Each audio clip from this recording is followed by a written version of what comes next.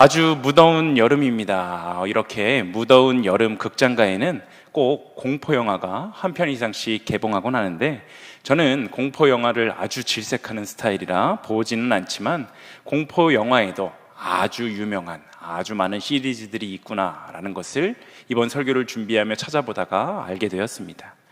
그 중에 원조격이라 할 수 있는 엑소시스트라는 영화가 있다는 것을 알게 됐는데, 이 영화는 1949년 미국 메릴랜드 주에서 있었던 한 실제 사건을 바탕으로 만들어졌습니다. 당시 13살 된 한 소년에게 설명할 수 없는 그러한 증상이 나타나기 시작했는데, 밤마다 침대가 저절로 흔들리고 또 가구가 마음대로 움직였으며, 소년은 자신이 전혀 배운 적 없는 언어로 알아들을 수 없는 말을 막 하기 시작했습니다. 가족들은 처음에는 단순한 신경쇠약이나 정신적인 문제구나 라고 생각해서 여러 병원과 정신과 의사들을 찾아다녔지만 어떤 의학적인 설명으로도 그 증상은 나아지지가 않았습니다.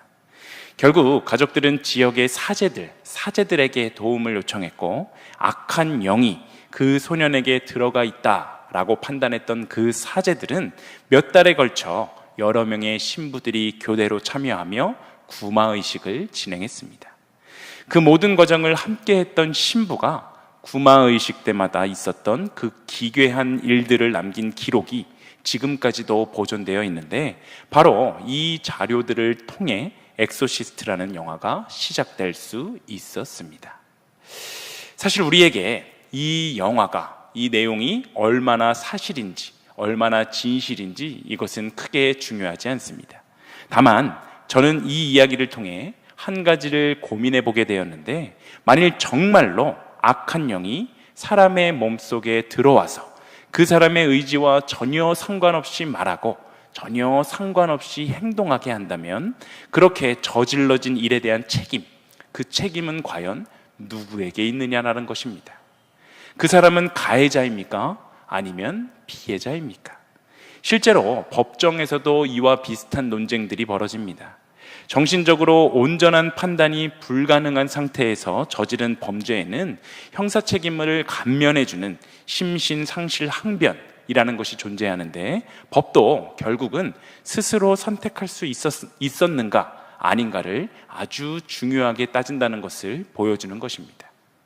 그렇다면 오늘 우리가 다루려는 이 유다의 이야기도 이 질문에서 자유로울 수 없습니다. 유다가 예수님을 판 것, 이것은 스스로 선택한 것일까요? 아니면 어떤 힘에 사로잡혀 본인의 의사와 상관없이 하게 된 것일까요?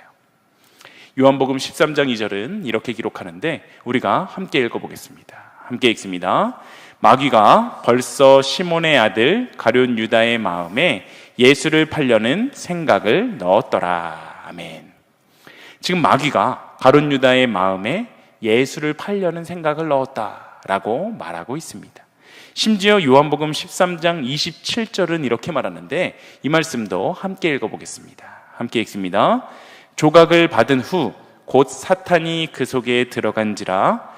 이에 예수께서 유다에게 이르시되 내가 하는 일을 속히 하라 하시니. 아멘.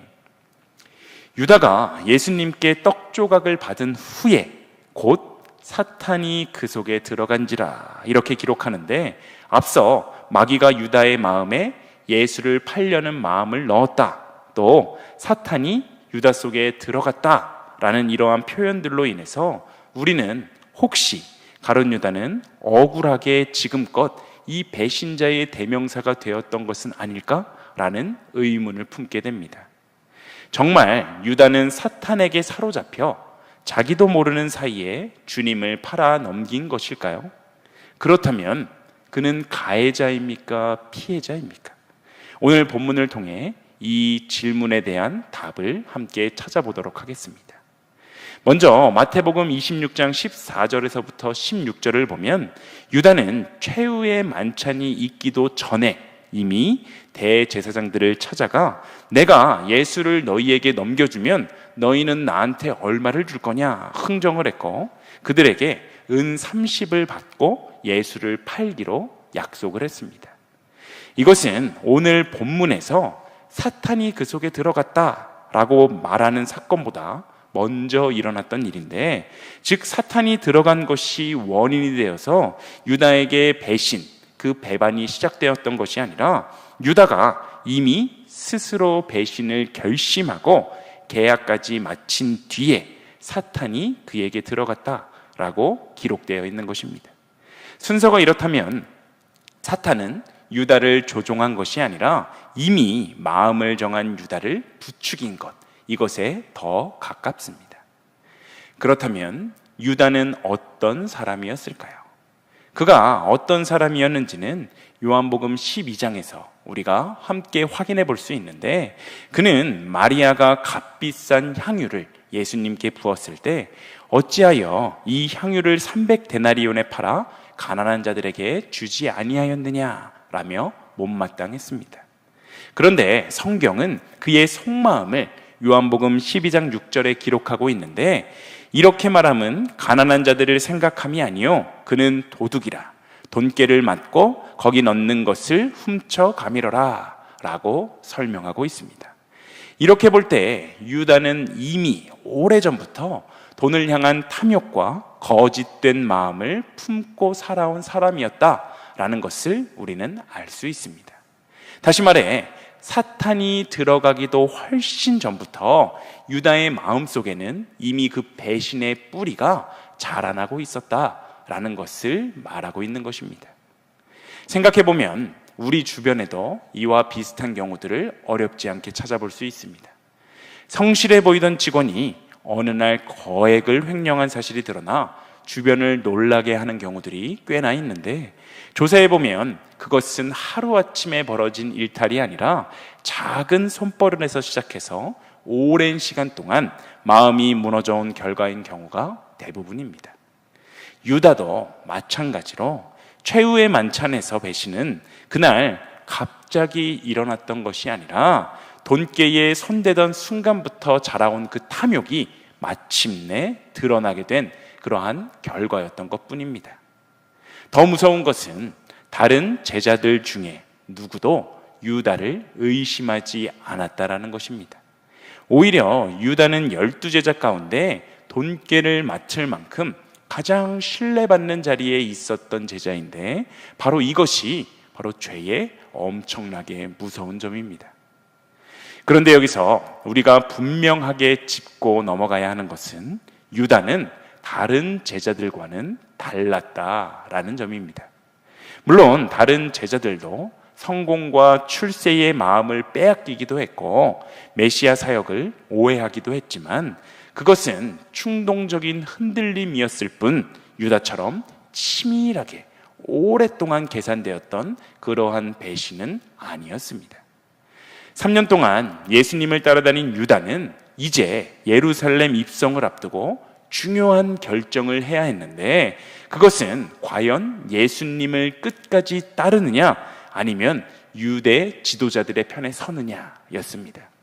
당시에는 유대 지도자들과 예수님 사이의 갈등, 그 갈등이 아주 극에 달해 있었는데, 종려나무 가지를 흔들며 환호하는 군중을 보면 예수님이 유리해 보이기도 했지만, 이를 갈며 예수님을 죽일 방법을 찾던 대제사장들과 서기관들의 살기에 찬 움직임을 보면 오히려 예수님이 훨씬 불리해 보이기도 했을 것입니다. 다른 제자들은 이 팽팽한 긴장의 순간을 바라보며 여전히 주님께서 로마를 몰아낼 정치적인 메시아일 것이다 라고 기대했지만, 이 유다는 누구보다도 예리하고 냉정하게 상황을 판단했습니다. 결국 그는 예수님이 불리해지겠구나 라고 결론을 지었고, 자신의 생명까지 위태로워질 수도 있겠다라는 그 치밀한 계산하에 노예 한 사람의 몸값에 해당하는 은 30에 예수님을 팔기로 결정을 하게 됩니다.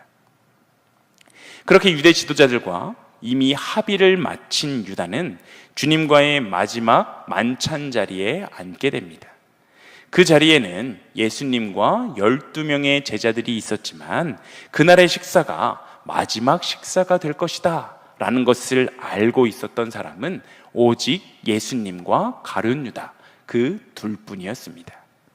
그리고 지난번에도 말씀드렸듯이 식사 중 주님은 제자들의 발을 씻기시는 아주 파격적인 일을 하게 되시는데, 당시 발을 씻기는 일은 가장 신분이 낮은 종이 감당하던 일이었음에도 스승이신 그 예수님께서 직접 허리에 수건을 두르시고 무릎을 꿇어 모든 제자들의 발을 하나하나 씻기신 것입니다. 예수님은 유다의 발, 그 발 역시도 씻기셨는데, 이렇게 스승이 스스로 종이 되어 제자들을 섬기는 그 모습을 통해 다른 제자들은 감동하고 또 감격하고 또 회개했지만, 유다는 그의 마음을 끝까지 움직이지 않았습니다. 가장 크게 찔림을 받아야 했었던 사람이 바로 유다였음에도 불구하고 그는 끝내 마음을 바꾸거나 주님께 용서를 구하지 않고 오히려 주님을 팔려는 그 마음을 더 독하게 먹었습니다. 그럼에도 불구하고 주님은 끝까지 유다를 포기하지 않으셨습니다. 베드로의 발을 씻기시다가 너희가 다 깨끗하나 다는 아니니라 라고 말씀하시는데, 이 말씀의 의미를 알아들은 사람은 그 자리에서 유다밖에 없었을 것입니다. 이것은 베드로의 발을 씻기시다가 하신 말씀이긴 했지만, 사실 유다를 향해 나는 너가 지금 무슨 생각을 하는지 알고 있어 라고 하신 말씀이었고, 돌이킬 기회를 다시 한번 주셨던 것입니다. 하지만 그때도 유다는 역시 돌이키지 않았습니다. 발을 씻기신 후에 다시 식사를 이어가시던 중 주님은 재차 너희 중에 하나가 나를 팔리라 라고 말씀하십니다. 그 식탁의 자리는 그 말을 듣는 순간 다시 얼어붙게 되었고, 제자들은 서로의 얼굴을 쳐다보며 술렁거렸는데, 저마다 불안한 얼굴로 주여 나입니까? 라고 질문하기 시작합니다. 유다도 똑같이 주여 나입니까? 라고 물었는데, 바로 그때 주님은 떡 한 조각을 떼어 유다의 입에 넣어주시면서 너가 잘 알지 않느냐, 너가 하려는 일을 속히 해라 라고 말씀하십니다. 바로 이 순간에 요한은 사탄이 그 속에 들어갔다 라고 기록하는데, 요한복음 13장 27절의 말씀을 다시 한번 읽어보겠습니다. 함께 읽습니다. 조각을 받은 후 곧 사탄이 그 속에 들어간지라. 이에 예수께서 유다에게 이르시되 내가 하는 일을 속히 하라 하시니. 아멘. 여기서 말하고 있는 사탄이 그 속에 들어갔다라는 표현 때문에 유다가 정신을 잃고 무언가에 조종당했다라고 생각하는 경우들이 있습니다. 하지만 성경이 말하는 것은 오히려 정반대를 말하는 것인데, 요한복음이 지금 이 언급을 굳이 하는 이유는 유다가 끝까지 자신의 마음을 돌이키지 않고 스스로 죄의 길을 선택했다라는 이 사실을 강조하기 위함입니다. 만약 정말로 유다가 사탄에게 강제로 사로잡혀서 자기 의지와 무관하게 행동했던 것이었다면, 그는 다음날 정신을 차리고 나서 자신이 무슨 일을 저질렀는지를 알고 엄청난 충격을 받아야 했었겠지만, 성경 어디에도 그러한 정황은 나오지 않습니다. 결국 그는 처음부터 끝까지 자신이 무슨 일을 하고 있는지를 다 알면서도 예수님을 배반하는 그 길, 바로 그 길을 걸어갔던 것입니다. 어떤 사람은 유다의 배신이 하나님의 예정이었다거나 사탄에게 강제로 붙들린 결과였다라고 설명하려 하는데, 이렇게 접근하게 되면 유다에게 예수님을 판 그 책임을 묻는 것, 이것은 부당해 보일 수 있습니다. 그러나 본문을 자세히 보면 유다는 예수님께서 자신의 발을 씻기실 때도, 떡을 받을 때도, 주님과 눈을 마주칠 때도 몇 번이고 돌이켜서 회개할 기회를 주님께서 허락해 주셨지만, 그럼에도 불구하고 유다는 끝끝내 자신의 마음을 돌이키지 않았다라는 것을 우리는 깨달을 수 있습니다. 과연 오늘을 살아가는 우리들의 믿음은 어떠합니까? 우리 중에 유다같이 오로지 주님을 이용해 먹기 위해서 신앙생활을 하는 사람, 그런 사람들은 없을지 몰라도 일상 속에서 끊임없이 수많은 죄의 유혹, 사탄의 유혹을 받는다는 점에서는 우리도 유다와 크게 다르지 않습니다. 손해를 보지 않기 위해 거짓말을 하고 싶은 마음이나 신앙의 원칙보다 눈앞의 이익을 먼저 붙잡고 싶은 순간마다 우리 안에서도 유다의 뿌리가 조금씩 꿈틀댑니다. 그런데 우리가 일상의 이런 크고 작은 사탄의 유혹과 싸울 때 먼저 인정해야 하는 사실 하나가 있는데, 우리가 삶에서 사탄의 유혹에 넘어가서 죄를 범하게 되었을 때 그 죄를 사탄의 탓으로 넘길 수 있는 것, 이것은 단 하나도 없다라는 사실입니다. 사탄이 아무리 간교하게 우리를 유혹한다고 해도 결국 죄는 우리가 지은 것입니다. 사탄이 할 수 있는 일은 유혹뿐이지 우리를 강압적으로 원하지도 않는 일을 하게 만들 수는 없기 때문입니다. 이렇게 볼 때 우리가 반드시 기억해야 하는 것은, 우리는 죄를 짓지 않을 수 없는 연약한 본성을 가진 존재이지만 동시에 무슨 죄든지 이길 수 있는 자들이다라는 사실입니다. 그렇게 삶의 자리에서 죄를 이겨내기 위해 몸부림치다가 쓰러지고 다시 죄의 수렁에 빠지게 된다고 할지라도 우리는 또다시 일어나서 죄와 치열하게 계속해서 싸워야 하는 것입니다. 나니아 연대기의 작가로 널리 알려진 20세기 영국 문학의 대표 작가이자 영문학자 C.S. 루이스는 사탄의 유혹과 인간의 의지에 대해서 이렇게 설명했습니다. 악한 영이 우리에게 할 수 있는 최선은 문 밖에서 끊임없이 속삭이고 유혹의 문고리를 흔드는 것뿐입니다. 그 문을 안에서 열어줄지 아니면 끝까지 닫고 있을지를 결정하는 것은 오직 우리 자신입니다. 적이 아무리 강력할지라도 우리가 스스로 문을 열어주지 않는 한 그 어떤 악도 우리 영혼을 강제로 점령할 수는 없습니다 라고 말했습니다. 사탄의 유혹이 아무리 교묘해도 결국 그 문을 열고 죄를 선택하는 것은 우리 자신이다 라는 것입니다. 그러나 동시에 우리에게는 성령의 도우심으로 그 문을 끝까지 잠그고 이겨낼 수 있는 권세가 주어졌는데, 이 말의 전제는 우리는 이 얼마든지 죄를 이길 수 있다라는 말씀입니다. 마태복음 27장을 보면 유다는 예수님이 정죄되신 것을 보고서야 뒤늦게 깨우쳐 뉘우쳐 대제사장들과 장로들에게 은 30을 도로 갖다 주며 내가 무죄한 피를 팔고 범죄했다 고백합니다.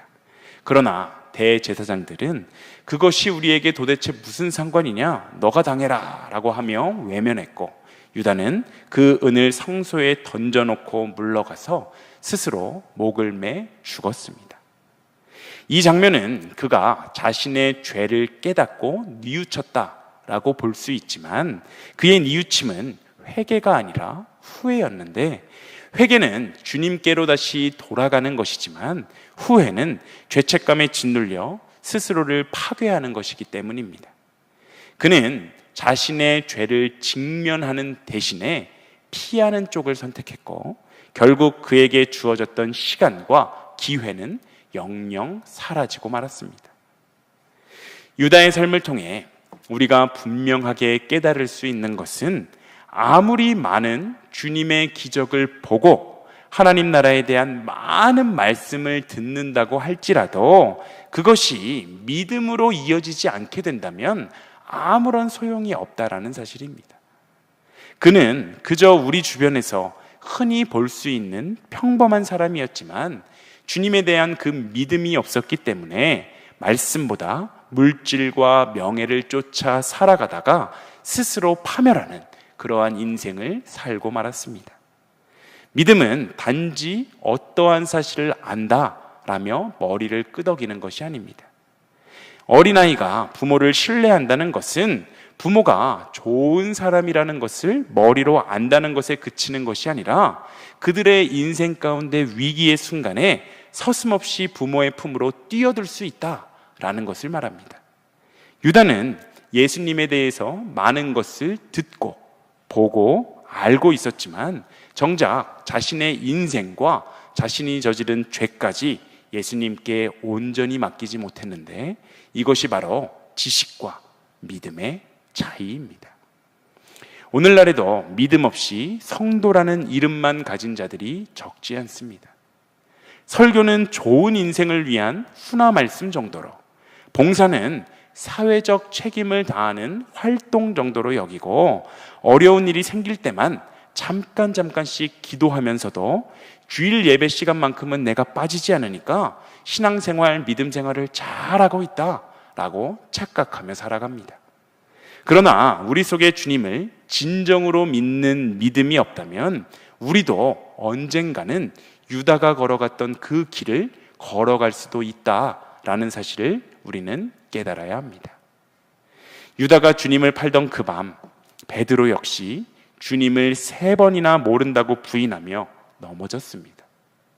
겉으로 보면 두 사람 모두 우리 예수님을 배반한 것처럼 보이지만 두 사람의 마지막, 그들의 마지막은 완전히 달랐는데, 베드로는 닭 울음소리를 듣는 순간 자신의 죄를 깨닫고 밖에 나가서 심히 통곡하며 부끄러움 속에서도 다시 주님께로 돌아가는 선택을 했고, 훗날 교회의 기둥이 되었습니다.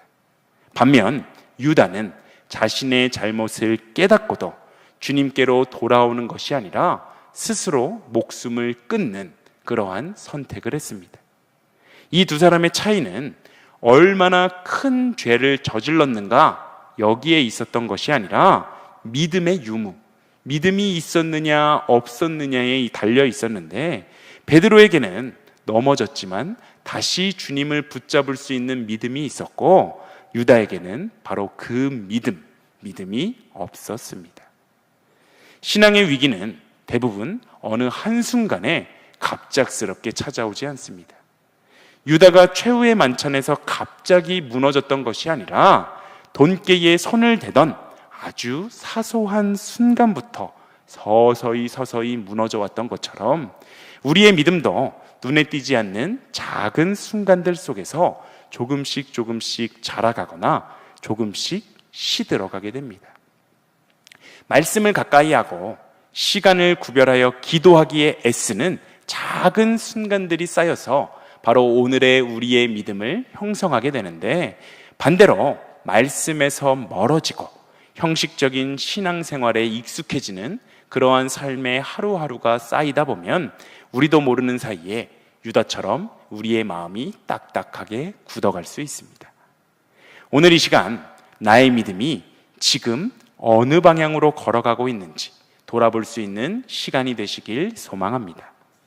오늘 말씀 앞에서 우리는 나는 예수님에 대해서 많이 알고 있지만 정작 내 삶의 중요한 결정 앞에서 그분께 모든 것을 내어드리고 있는지, 나는 예수님을 지식으로만 알고 있는 사람인지 아니면 예수님과 진정으로 교제하며 그분을 믿고 따르는 사람인지 정직하게 돌아볼 때 우리의 삶이 유다의 길을 피할 수 있다는 사실을 기억하며 나의 믿음을 잠잠히 되돌아보고 오직 주님께로 우리의 인생에 초점을 맞추는 우리 모두의 삶이 되시길 소망합니다.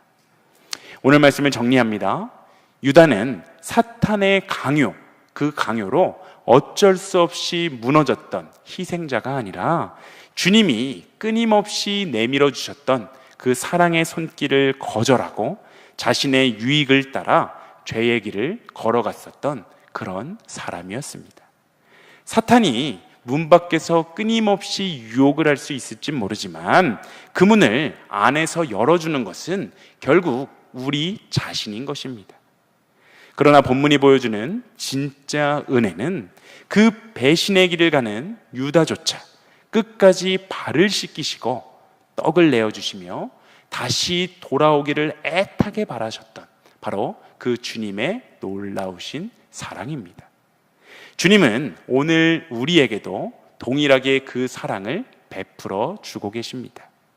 아무리 오랜 세월 교회를 다니고 지식을 쌓았어도 내 삶을 온전히 맡기는 이러한 참된 믿음이 없다면 우리 역시 어느샌가 유다의 길을 걸어가고 있을 수 있습니다. 유다처럼 죄의 눈이 멀어 주님의 눈길을 외면하는 그러한 자가 되는 것이 아니라 나를 위해 발을 씻기시고 또 십자가에 달려 죽기까지 우리를 사랑하신 그 십자가 사랑으로 돌아오는 우리 모두의 모습이 되기를 소망합니다. 비록 삶의 자리에서 죄의 유혹 앞에 우리가 연약하여 넘어지고 쓰러질지라도 다시 일어나서 십자가의 그 크신 은혜와 사랑을 붙들고 꿋꿋이 참된 제자의 길을 걸어가기 위해 안간 힘쓰고 애쓰시는 일신교회 모든 성도님들과 제가 될 수 있기를 간절히 소망합니다.